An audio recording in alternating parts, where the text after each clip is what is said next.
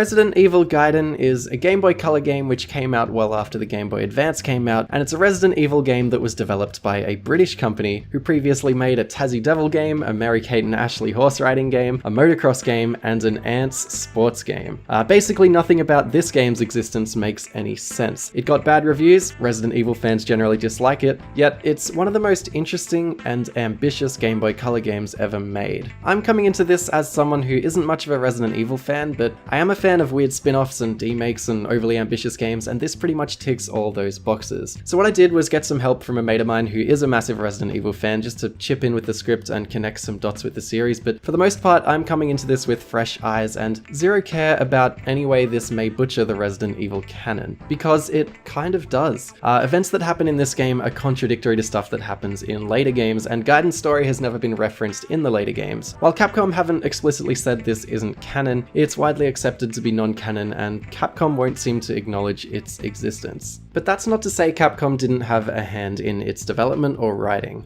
Despite contracting this out to British dev M4, series co-creator and industry legend Shinji Mikami was brought on as an advisor for the project, and his protege Hiroki Kato, who directed Code Veronica, is listed in the credits as a planner and advisor, and is considered to be the writer of the game according to every single wiki I've found. However, no one at M4 seems to remember his input in the game. In a 2011 reflective interview with the devs at M4 by NowGamer.com, which requires some Wayback Machine sleuthing to get to, a link below is in the description, it's really worth a read. Co-founder and designer Tim Hull recalls that Capcom gave them a basic storyline which they embellished, and they gave them the mission to create a game of ever-increasing tension, and then off M4 went. It seems like Capcom were fairly hands-off and open to suggestions during development, and it's probably safe to assume that Kato wrote the basic outline for the story, but otherwise it was mostly just Mikami who had active input. I just love that the credits have this guy who apparently planned the game and did the story and did some advising, yet the guy running the development team has no idea why he was credited or no recollection of him having any involvement at all. That's just amazing to me. So how did this small British studio land such a big opportunity? Well, Capcom actually wanted a Dino Crisis game for the Color and had requested a demo from Virgin Interactive, who then asked M4 to create it. At the time, Capcom were internally developing the famously overambitious Resident Evil port to the Color, which is a topic in itself for another video, and they ended up unhappy with how that was turning out, so they scrapped it.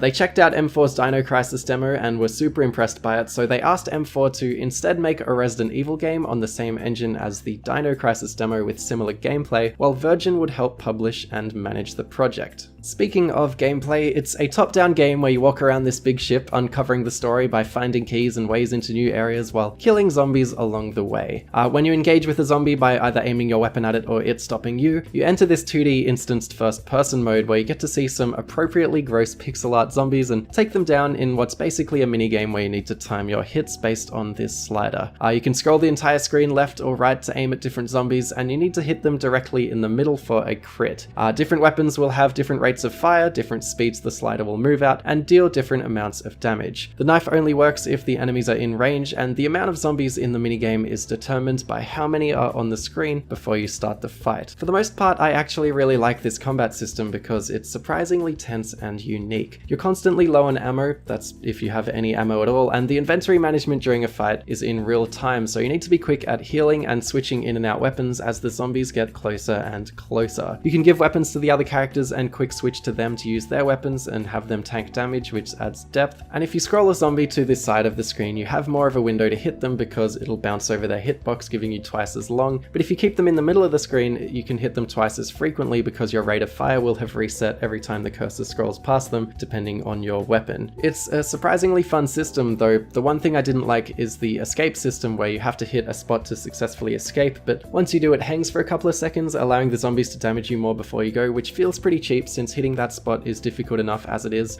Interestingly, Shinji Mikami was most impressed by this Dungeon Master inspired combat and even suggested the slider system himself. Another thing that could use some work is the enemy variety. For the most part, they all act very similarly with slightly different attack speeds and damage output and health. It can get a bit repetitive though, it is hard to think of too many ways they could actually mix the enemies up. One thing they try are these crowbar guys who can attack you from a distance, which means you can't hit them back with your knife until they eventually come closer. I actually think they're a pretty decent addition for variety and intensity's sake, but they're overused like crazy, especially towards the end of the game, so they're just more annoying than intense. There's also the boss battles, which disappointingly play out like any other fight in the game, but just a lot harder and you need ammunition to beat them. Essentially, to beat everyone, you just need to hit crits, which isn't particularly fun, and like the crowbar guys, they're just annoying. But what are we actually doing on this boat, I hear you ask? Well, you play as Barry Burton, who is this guy from the first game, and you're sent by Stars to a cruise ship to find Leon S. Kennedy, who is this guy, who's gone missing on his mission to investigate a bioorganic weapon, or BOW as the game calls it. Among some twists and turns along the way, you find a girl named Lucia who seems a little off, and that's kind of the premise of it. You've got the creepy little girl trope, you've got the bioengineered super zombie trope, you've got the zombie infested ship trope. It's all very classic horror and classic Resident Evil.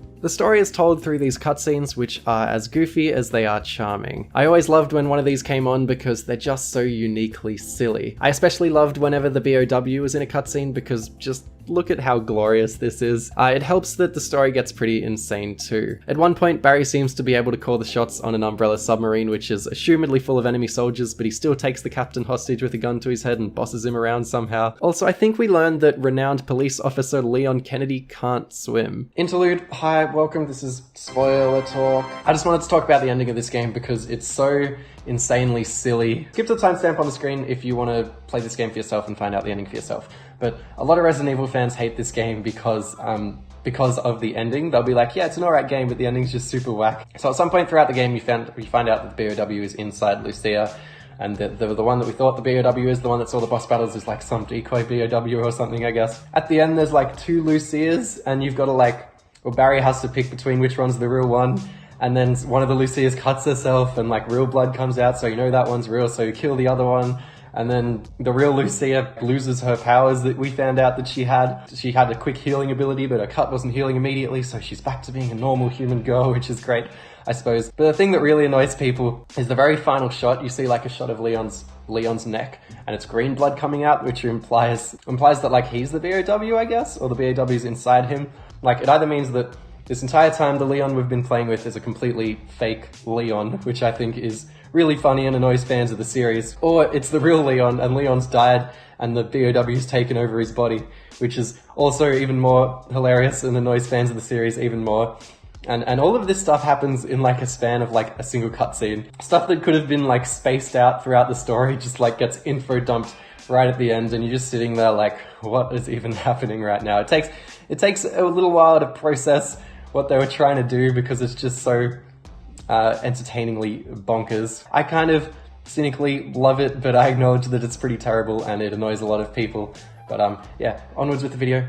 But you know what? That all said, the storytelling is surprisingly competent. Though I was baffled by some of the decisions made for the story, I was never actually confused about what was going on at any time in the game because it's told really well for a color game. The story's pacing is also on point, at least until towards the end of the game, and I was always pretty keen to get to the next cutscene and unravel more of what was going on. It even does that thing where it splits up the characters for dramatic effect and brings them back together again, which is reflected in the combat by them being missing and stuff, and it's all just generally impressive stuff for the Game Boy Color, and I finished the game in about 4 hours too, which felt like an appropriate length for this story. Like I said earlier, progressing through the game is mostly a key hunt, and in some ways they've done a great job here, and in others not so much. What I like most is how they've made you thoroughly familiarize yourself with the ship, and the relatively impressive pixel art for the Game Boy Color sells it well enough that your imagination will fill in the blanks. They've mapped out the ships fairly realistically too, which is quite rare for a color game. What I mean by that is this game has stuff like gendered bathrooms and a convenience store and kitchens and explorable individual cabins and a medical clinic and a restaurant,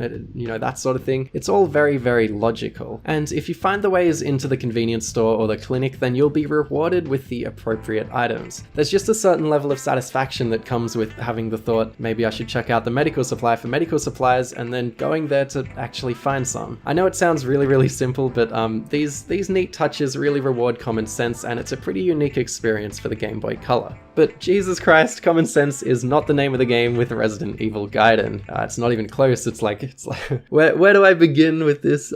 For one, you can't pick up ammunition for weapons you don't have. Imagine being in a zombie apocalypse and coming across a single clip of bullets that you easily have a room to carry, but being like, nah, I have no use for this, so I think I'll just leave it here. Or how about that item placement? You can't actually visually see items on the map or like on the main screen, so you just need to walk around brushing against walls and furniture until it alerts you that there's an item to pick up, and sometimes you try to pick it up and it's ammunition that you can't pick up, so you've wasted your time even trying. Keys are the most troublesome of them all, so with the random scanning of environments for items, you generally hope to pick up keys so that you can continue through the game, or at least unlock a side area, which, you know, is fair enough in concept. You have this PDA which magically tells you generally where you want to go next to find what you're looking for, but sometimes it can be really vague, and at one point for a pretty long stretch it just tells you to explore the ship, which, if you don't know what you're doing, which I didn't, it slows the game down to an absolute crawl, so I decided I'd just use a walkthrough to continue. Now, my mate advised me to use one of these throughout the entire game, but I wanted to get a more genuine experience, so I avoided using it unless I was really lost. But man, some of the things this game pulls are just so irritating. Like, to conserve ammo and heals, you generally want to avoid zombies as much as you can by aggroing them out of your way and walking around them, but RNGesus gets a bit involved with this. The range for them to engage you seems pretty inconsistent, like sometimes you slip right by their faces and other times they'll stop you from meters away, which is really annoying. And if they engage you, a dice roll will determine if any other zombies decide to materialize out of thin air and walk into the screen, making the fight exponentially more difficult. This doesn't happen if you engage with them first, but remember, you're just trying to walk around them most of the time, so you won't be trying to engage. If you're a hit away from dying, which you often will be, you basically have to rely on there being only one enemy zombie, and you have to rely on them missing their first attack, because otherwise they'll just one-hit you as soon as the fight starts, and that's game over. Basically, there will be times where you'll just be retrying over and over until RNGesus blesses you with good fortune, but you know, I guess thankfully the checkpoint system is super generous, especially for a Resident Evil game. On top of this, while you're encouraged to avoid fights because ammo and health are so scarce, the game will decide to hide keys and essential items on random zombies that you need to kill, and to me, even though that logically makes sense, it's really stupid from like a game design perspective, because the most efficient way to play this is by avoiding fights, but in doing this, you'll never really know if you've missed a key, so part of you feels like you gotta fight everyone if you're not playing the game with a walkthrough, and if you do this, you'll run out of resources so quickly that the game will become a massive slog of relying on RNG just to survive, which it did towards the end. And the cherry on top of this infected cake is that you don't know exactly which keys open which doors, so there's quite a bit of just walking up to random doors and using keys in your inventory hoping that it unlocks. You do always know the general area the key works in, so it's not usually as abhorrent as it sounds, but it's definitely needlessly annoying. Early on and midway through the game, I actually think they got the resource balancing very right. You always feel like you're about to die, but you have just enough ammo to scrape through or just enough health to scrape through, which, you know, is the perfect feeling for a survival horror game. I was super impressed by this sort of natural tension the game was building, but then the scales tipped and it just got stupid. I actually ended up collecting most of the items on the ship, which, along with most enemies you kill, don't respawn. This gives Gaiden a fantastic sense of progression, but eventually it just basically all ran out and the game took a turn for the worse. I know you could say I'm just bad at the game and should have been smarter with my resources, and at the very start of the game I'm inclined to agree, but I do believe that this was more of a byproduct of me barely using a walkthrough and just trying to figure out my own way through the game normally. Alongside this, the game has an incredible difficulty spike in the last hour and a half or so, where it throws endless crowbar zombies at you and there are way more boss fights with the BOW. Basically, all of the goodwill and impressive pacing the game had built up is completely torn down by the last part of this game, which is a shame because up until the last 1.5 hours or so, this game is really good, and it's surprisingly good considering how ambitious it all is. Like, I was honestly pretty wowed by what M4 had pulled off here. It has its charming visuals and it naturally built tension through both the moment-to-moment combat itself and the limited resources, and it was telling a good enough story while establishing a sense of place that most games can't pull off. Like, it absolutely had its issues, which admittedly take a bit of effort to overlook. I mean, the extremely repetitive music alone is enough to drive anyone crazy, but then at the end of the game, Gaiden basically honed in on all these issues and it really soured everything.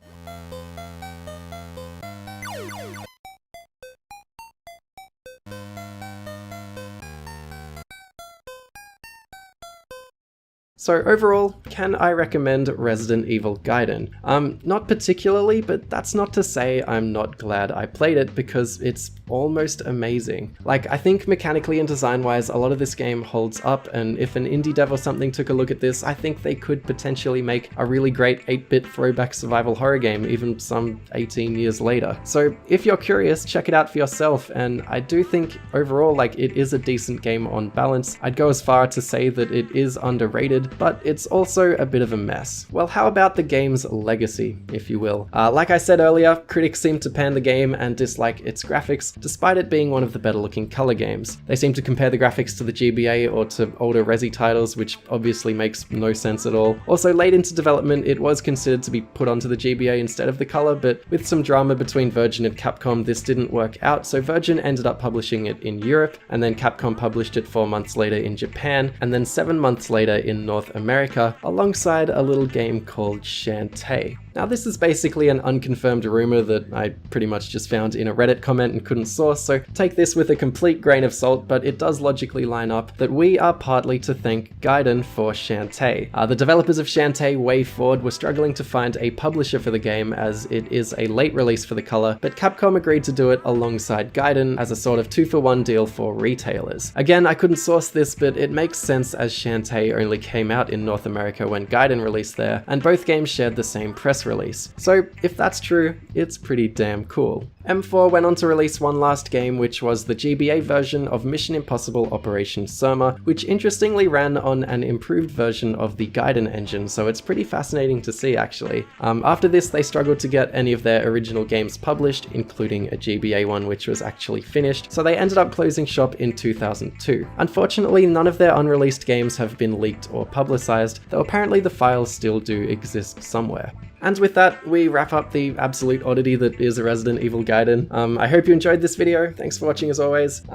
Click on the videos on the screen right now if you want to check out more of my stuff, or, you know, hit like and subscribe to help me out. That helps out with YouTube algorithms and all that stuff. Yeah, thanks for watching. Take it easy.